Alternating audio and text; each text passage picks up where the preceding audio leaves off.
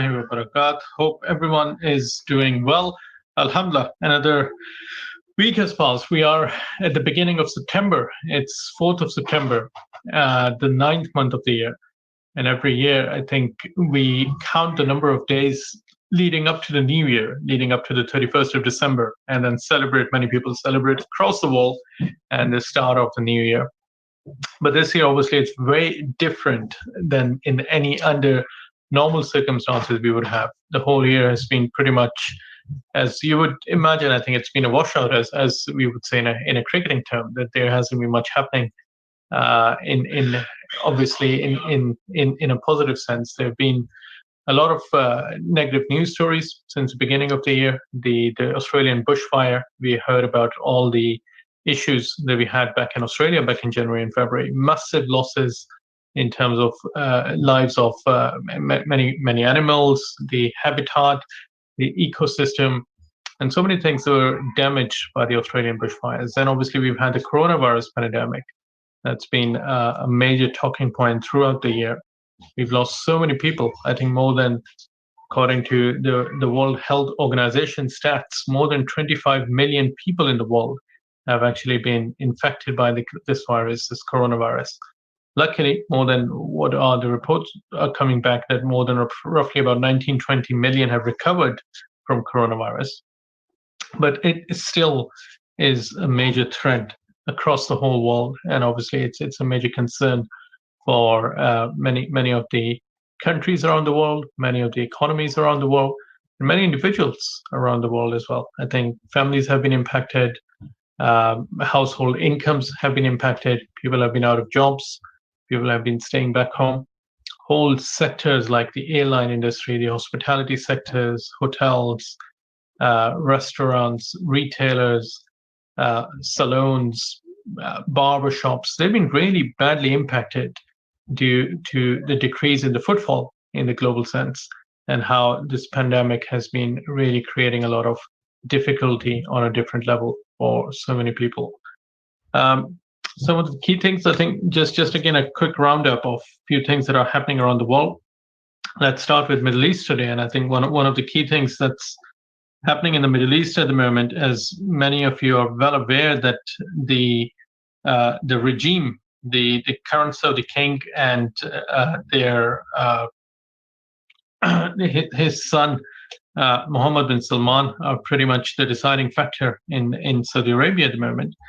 And recently they sacked all the defense setup. So Prince Fahd bin Turki, who was the leader for Saudi Arabia going into the Yemen war, he was relieved of his duty as the commander of the joint forces in the Saudi-led coalition. His son Abdulaziz bin Fahd was also removed as the deputy governor, and they've actually been accused of some suspicious financial dealings at the Ministry of Defense as well. So it's a big change. It's an important change in essence, and I think again many who have been following the updates in Saudi Arabia. There's obviously a new dimension in which Mohammed bin Salman and King Salman have been driving the country for quite a while now. Got a lot of modernization, changing patterns of international relations, better alignment with different countries than Saudi Arabia was traditionally aligned with or known for. And they have a slightly different outlook on where and how the future dimensions of Saudi Arabia will be heading to, which will inherently have impacts all around the world in a way, because Saudi is certainly a very highly influencing country in many aspects, more than one aspect, not only because of the presence of the holy mosques and the holy cities of Makkah and Medina, but they have very close ties globally in different Islamic countries across the world, where they have been obviously either funding different madaris, different religious seminaries, or they have been obviously indirectly or directly involved in so many locations with their investments in that essence as well. So it is going to be interesting on how this dynamic is going to shape up and how it goes into the future in the wider sense. Equally, I think one of the major flashpoints of this year, as many of you might have seen this already and are obviously carrying and following the story quite regularly as well, are the rising tensions between India and China. I think since the border clashes in Ladakh that happened about a month ago, and 20 to 30 individuals on the Indian side lost their lives, there has been escalation of different tensions in certain areas. And one of the ways that the Indian government have been responding is to start hitting the digital economy that China has been pretty much leading in. So India has now banned more than 100 applications that China are China originating, or in some way or form have been originating from China, or have originated from China and are managed from different Chinese companies. And it includes one of the most famous search engines in the world, Baidu, that's been banned by India as well. And again, I think it's a very good reminder of how the world is moving in, as more and more countries, more and more economies are dependent on these updates and these, in essence, the power of the digital economy, as they call it. Many people are spending money on their mobile phones. They are spending money on games. They are spending money on search engines. Whenever you're searching something or using Facebook or anything else in that domain, it's obviously creating an added value for the digital economy of the world. So India has been responding back to China in that regard, that it has started to hit China on the digital front, starting to ban a number of applications available in the Apple stores or the Android stores, or locally in the markets as well. So it is going to create a bit of an impact. As you can see globally, every single company that is linked to the digital economy or the digital stacks or the technologies in the whole world are pretty much the dominant companies. We are using, for example, one company to stream all this information across to you. Whenever we do a program live, we pay to a company who create the stream, and then the stream goes out to Facebook and YouTube and all the other channels as well.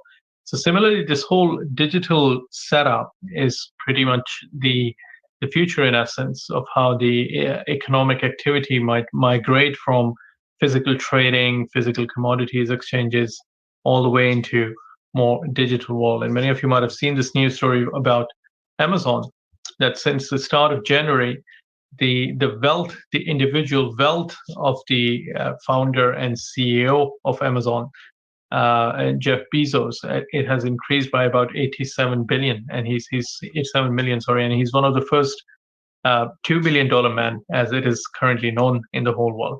And it's all purely because of this reason, that people are staying back home, they are spending more time online, they are shopping online, they are ordering things online, they are searching stuff online. And the more online activity it generates, it creates a greater value cycle for all the companies that are linked to this ecosystem, whether it's Facebook, Twitter, LinkedIn, Zoom, StreamYard, so many different companies that are directly benefiting from the increased online activity.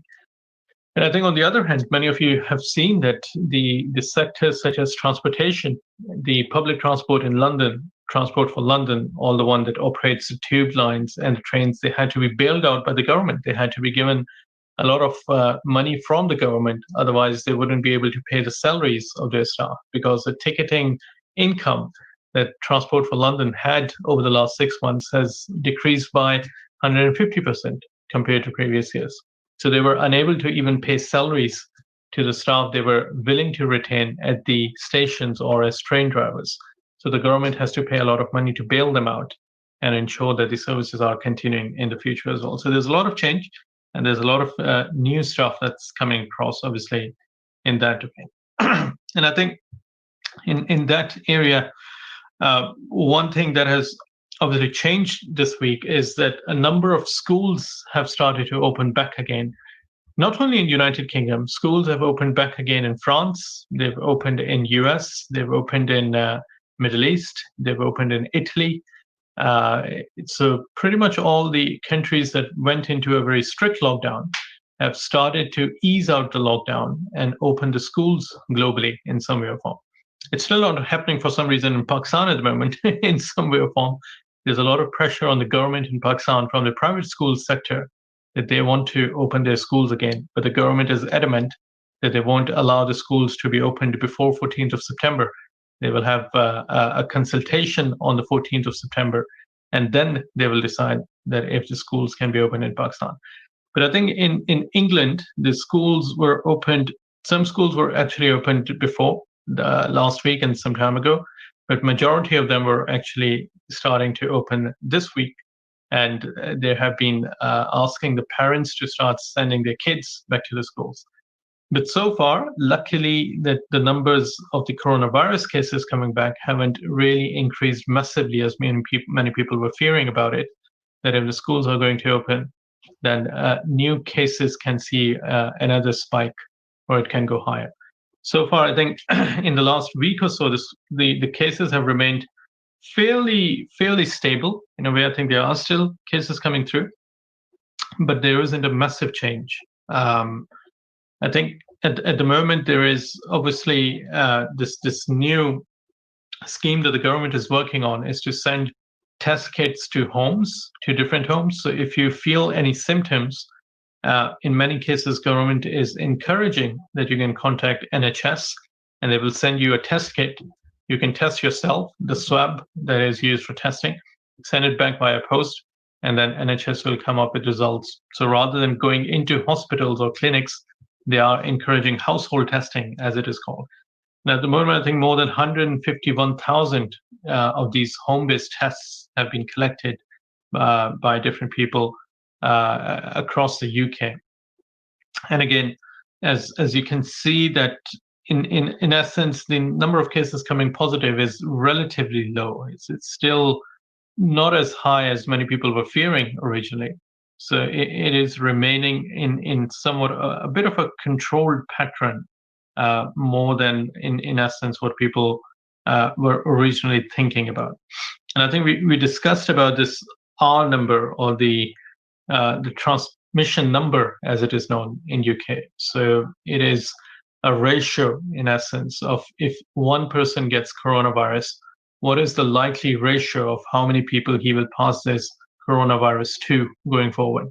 It used to be around 4 to 5 people at the back, I think at the peak of coronavirus pandemic, but now it's between 0.9 and 1.1%.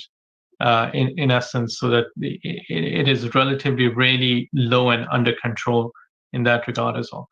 So I think it is again going to come up to a bit of a challenge in the coming weeks. While every school will start opening back again, people will start to go back to work in some areas as well, and some of the kids obviously will be going back to schools. So there is a risk that we might see another spike in cases. But at the moment, it seems to be pretty much under control. And I think, interestingly enough, in the similar avenue, there's been a lot of pressure by different bodies and the medical bodies as well, that UK should be a bit more stricter in terms of its travel restrictions. Because many of you might be well aware of it, that the UK government never applied any as such travel restrictions for people coming in. And they were not even tested at the airport, or they were in essence pretty much able to come in and travel freely away from the airport itself. But Prime Minister, I think Mr. Boris Johnson, he's still very adamant, as you can see from this news story reported by BBC earlier today, that he's pretty much saying that airport tests are just a false sense of security. You can't really trust as such any testing done there and then as such for people coming in. And his claim is that there can only about 7% of the virus cases have been due to people traveling from abroad into UK. And most of the wider transmission of cases has been due to within community or within UK transmission of coronavirus cases. So he's still very keen that the airports are not totally shut down. There have been obviously restrictions that were applied by the airlines. They were applied by the government when the original lockdown was in place. And since, I think, number of flights have started to come back to normal to a certain degree, but there are still restrictions that people have to get tested before they fly in. And there has to be a certain degree of social distancing within the planes even. So people are not sitting next to each other as such, but they are sitting 1 row or 2 rows apart. So it is, again, going to remain a major challenge.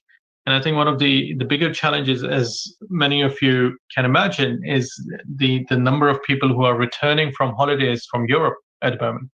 I think people coming back from Spain, France, Croatia, Portugal, Greece, and Turkey. That's where people are really concerned about that. Many of the cases in these countries have been increasing. So if they are going to come back, there is a chance that they might be carrying coronavirus. But the government is keen. They are managing and controlling things. As you can see, that there is an enforced quarantine period for anyone coming back from France or Switzerland and some of these countries where there are still cases. So again, there are few measures in place, but the government is generally very keen that testing at the airport probably is not going to be that useful compared to controlling within country transmissions as well. So again, this is a bit around the coronavirus situation, on how things are still not relatively stable. They are getting better, but there is still a risk that things can get and turn to the worst. I think in a similar style, there has been obviously a lot of talk about the impact on economy, and many of you might be well aware of the British government scheme of Eat Out to Help Out that they announced, that anyone can go to a restaurant and they will get a 50% discount on the price of the food they offer, because 50% will be picked up by the government as a direct encouragement to people to go in and start eating out at the restaurants again. It ended at the end of August, but there are multiple restaurants who have technically, in a way, extended the scheme on their own. So rather than being supported by the government, they've dropped their prices to 50%, and they are hoping that they will get more customers coming into the restaurants. Equally, I think while there has been a lot of noise about online retailing and shopping going online, relatively, once the lockdowns were eased out, people are going back to the shops as well. And I think one of the examples is, as you can see on your screen at the moment, Cooperative, one of the retail chains of stores across the UK, they are actually opening 50 new stores. They're saying that they are seeing more and more demand for Cooperative coming in. So they will be opening 50 new stores across the UK, and they'll be hiring up to 1,000 more people in the coming months.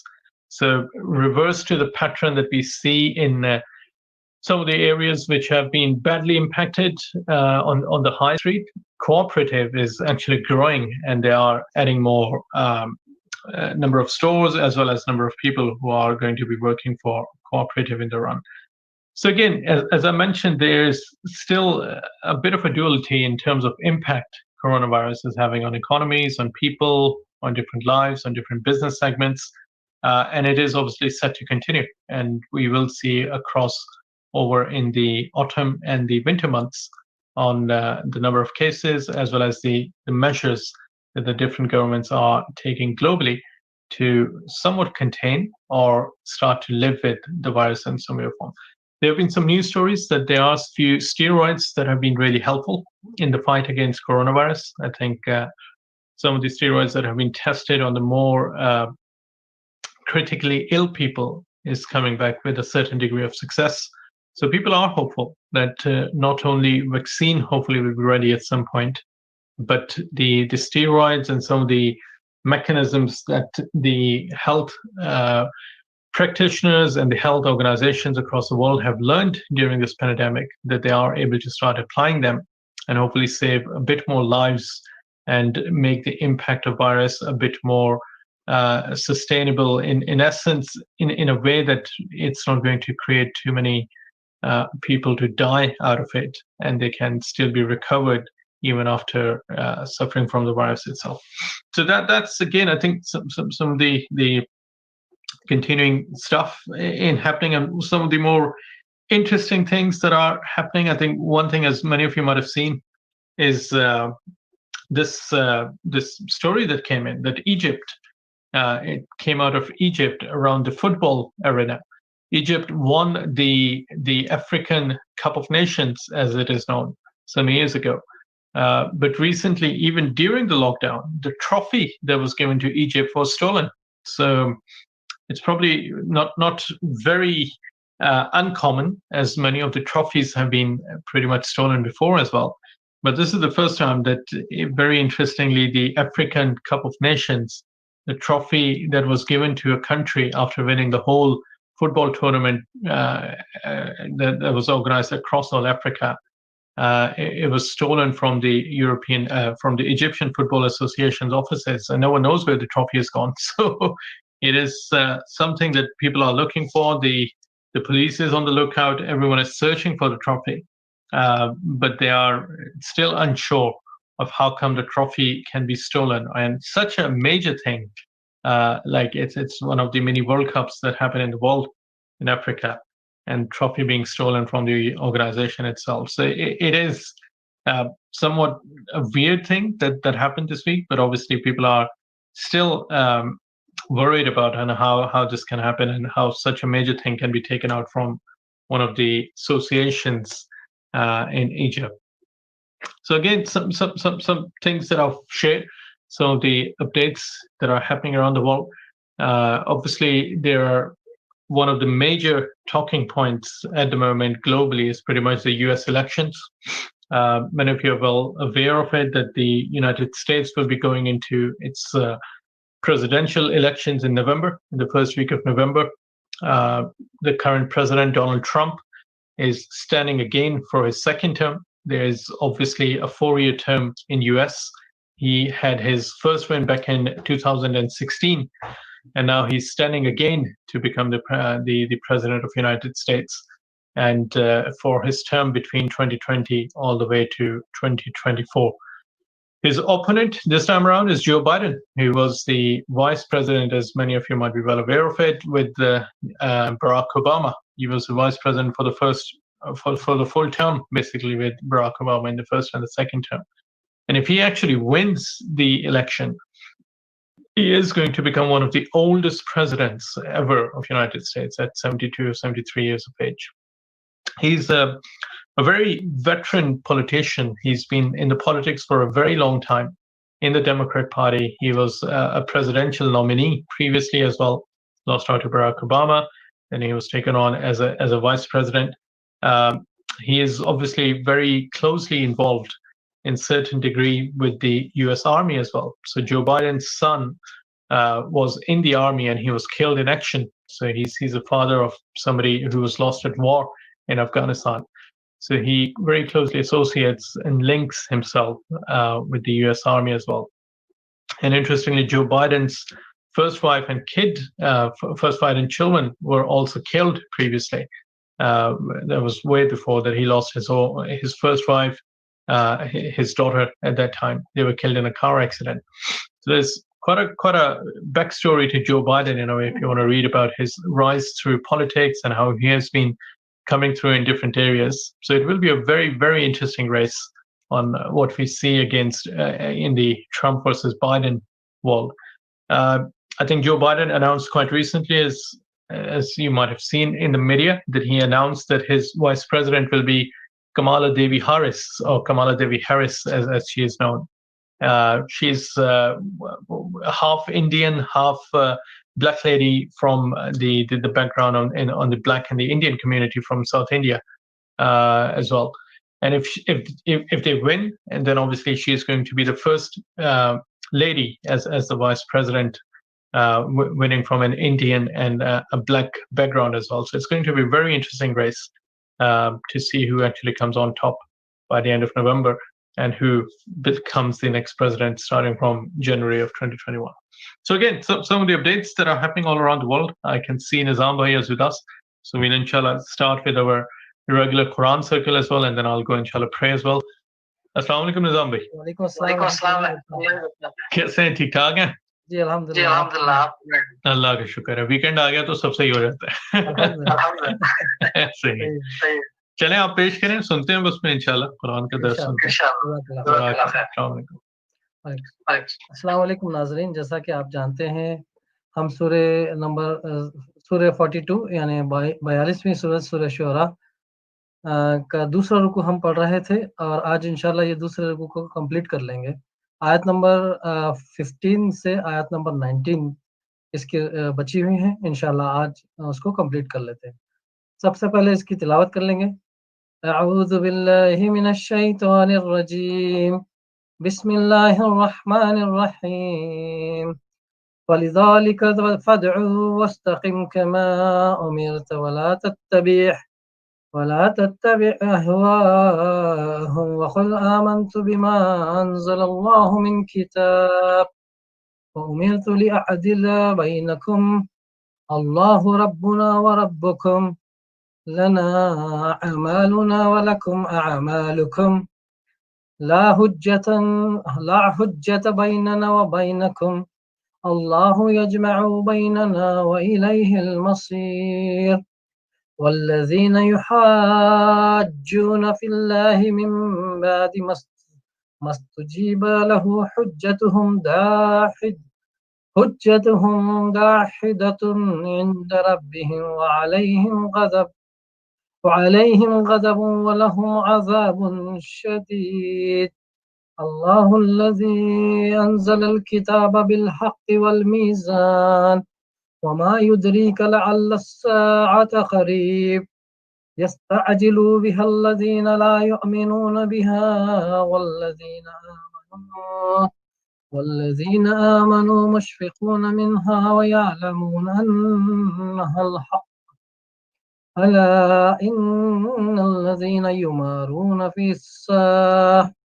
الساعة لفي ضلال بعيد الله لطيف بعباده يرزق من يشاء وهو القوي العزيز صدق اللہ العظیم. یہ تھی آیت نمبر 15 to 19. اس طرح سے دوسرے رکوع کا اختتام ہوا. انشاءاللہ اس کا ٹرانسلیشن پڑھ لیں گے. کیونکہ یہ حالت پیدا ہو چکی ہے اس لیے اے محمد اب تم اسی دین کی طرف دعوت دو اور جس طرح تمہیں حکم دیا گیا ہے اس پر مضبوطی کے ساتھ قائم ہو جاؤ اور ان لوگوں کی خواہشات کا اتباع نہ کرو اور ان سے کہہ دو کہ اللہ نے جو کتاب بھی نازل کی ہے میں اس پر ایمان لایا. مجھے حکم دیا گیا ہے کہ میں تمہارے درمیان انصاف کروں. اللہ ہی ہمارا رب بھی ہے اور تمہارا رب بھی.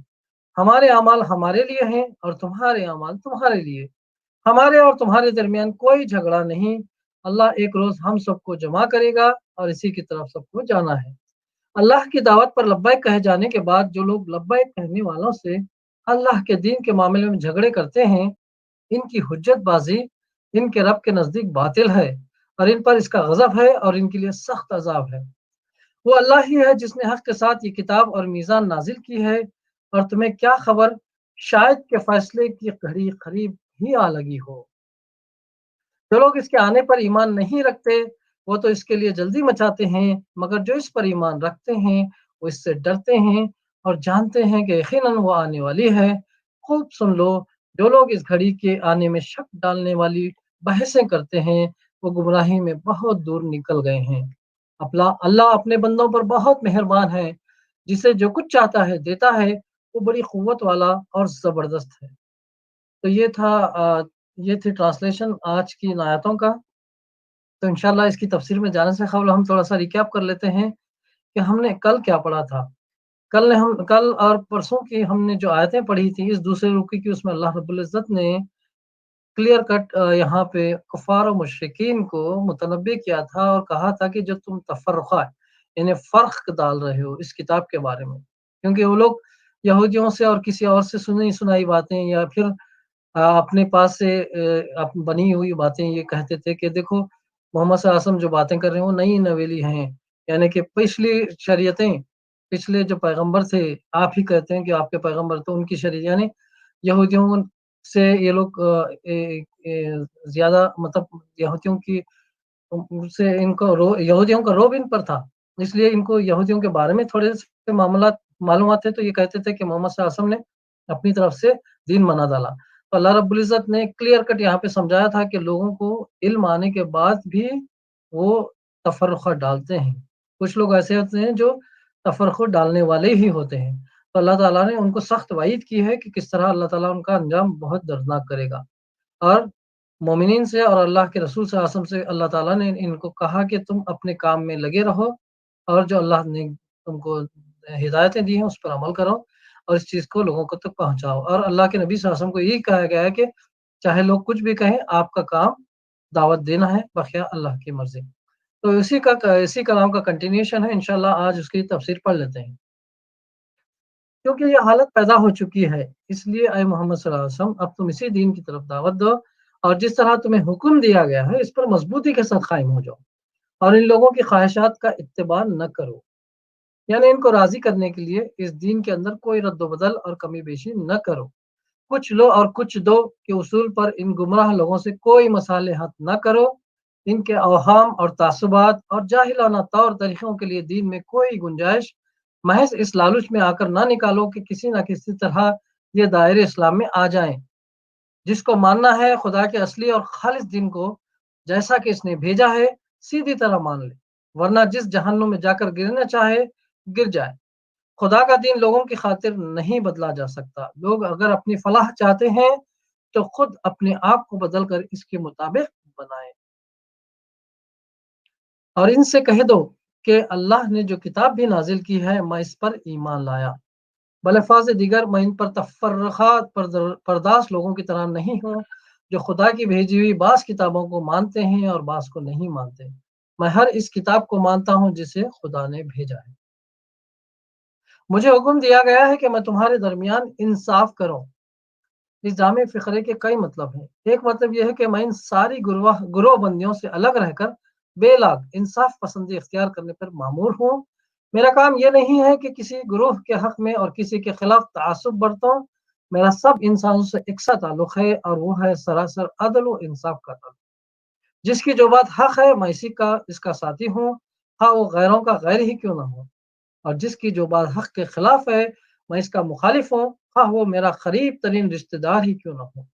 دوسرا مطلب یہ ہے کہ جس حق کو تمہارے سامنے پیش کرنے پر مامور ہوں اس میں کسی کے لیے بھی کوئی امتیاز نہیں ہے، بلکہ وہ سب کے لیے یکساں ہے، اس میں اپنے اور غیر، بڑے اور چھوٹے، غریب اور امیر، شریف اور کمین کے لیے الگ الگ حقوق نہیں ہیں، بلکہ جو کچھ ہے وہ سب کے لیے حق ہے، جو گناہ ہے وہ سب کے لیے گناہ ہے، جو حرام ہے وہ سب کے لیے حرام ہے، اور جو جرم ہے وہ سب کے لیے جرم ہے۔ اس بے لاگ ضابطے میں میری اپنی ذات کے لیے بھی کوئی استثناء نہیں ہے۔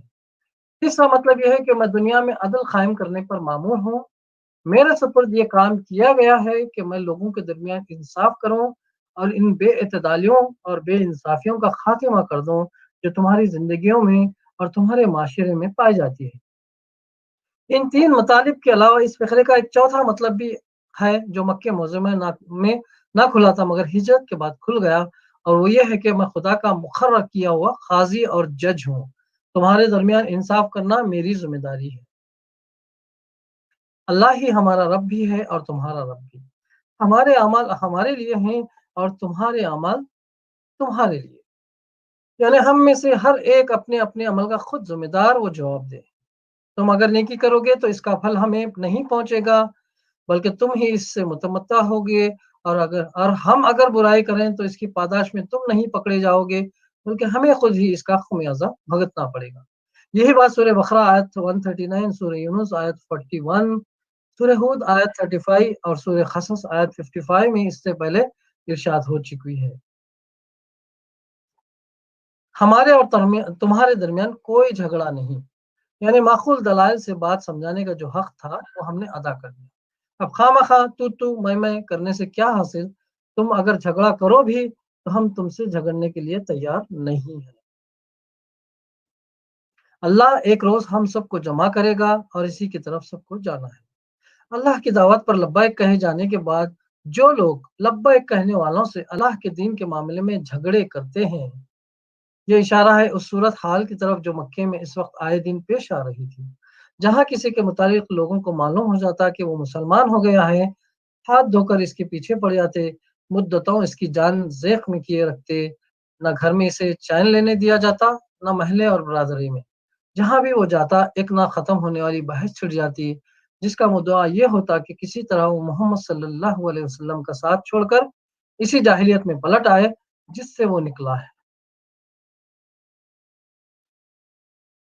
ان کی حجت بازی ان کے رب کے نزدیک باطل ہے اور ان پر اس کا غضب ہے اور ان کے لیے سخت عذاب ہے۔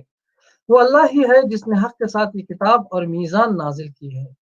میزان سے مراد اللہ کی شریعت ہے جو ترازو کی طرح تول کر صحیح اور غلط، حق اور باطل، ظلم اور عدل، راستی اور ناراستی کا فرق واضح کر دیتی ہے۔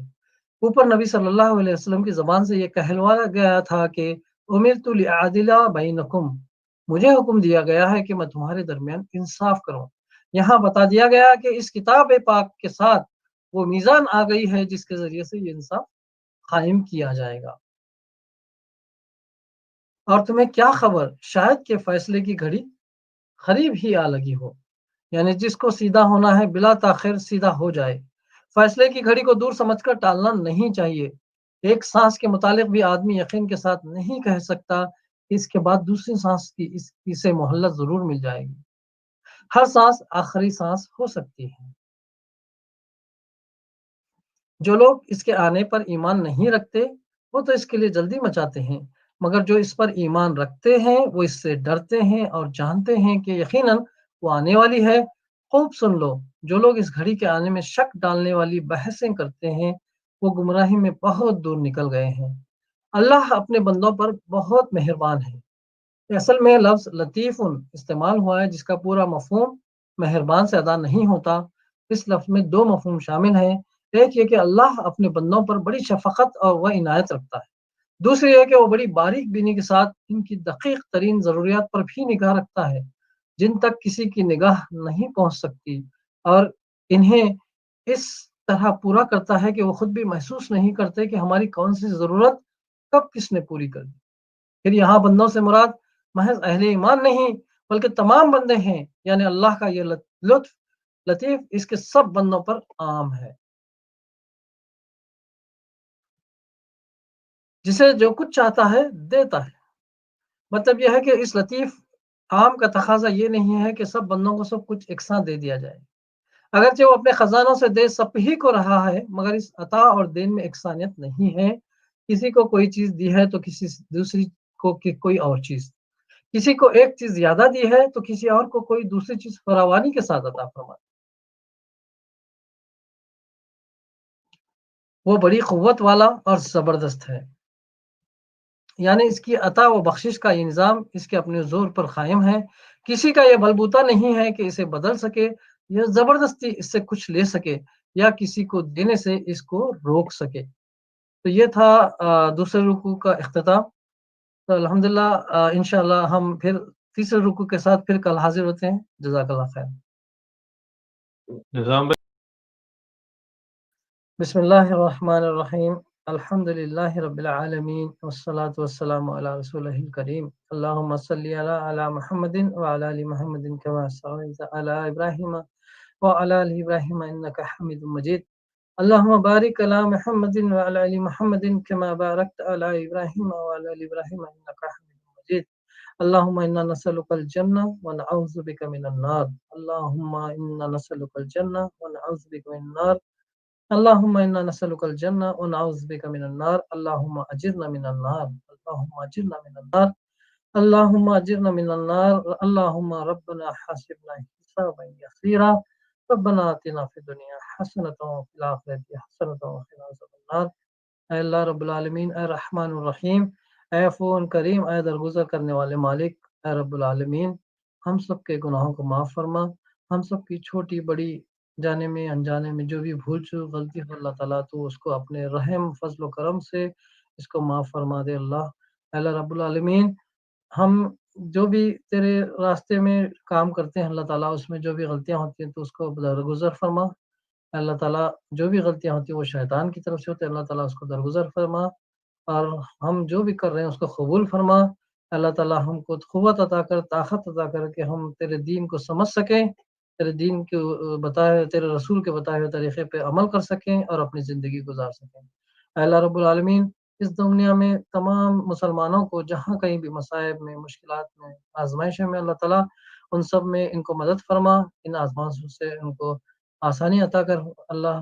اللہ رب العالمین، جہاں کہیں مسلمان ہو یا کوئی بھی بیمار ہو اللہ تعالیٰ انہیں شفا عطا فرما، جن کے والدین اس دنیا میں اللہ تعالیٰ ان کو ان کی خدمت کرنے کے اپنے آپ کو جنت کے مستحق بنانے کی توفیق عطا فرما، اور جن کے والدین گزر چکے ہیں اللہ تعالیٰ ان کی مغفرت فرما، ان کے لیے ان کے ثواب جاریہ کا کام کرنے کی توفیق عطا فرما۔ اے اللہ رب العالمین، ہم سب کو ایک اور نیک بنا دے، اللہ تعالیٰ ہم سب کے ایمان کی، جان کی، مال کی، عزت کی، آبرو کی، صحت کی، گھروں کی، ہر وہ چیز کی حفاظت فرما اللہ۔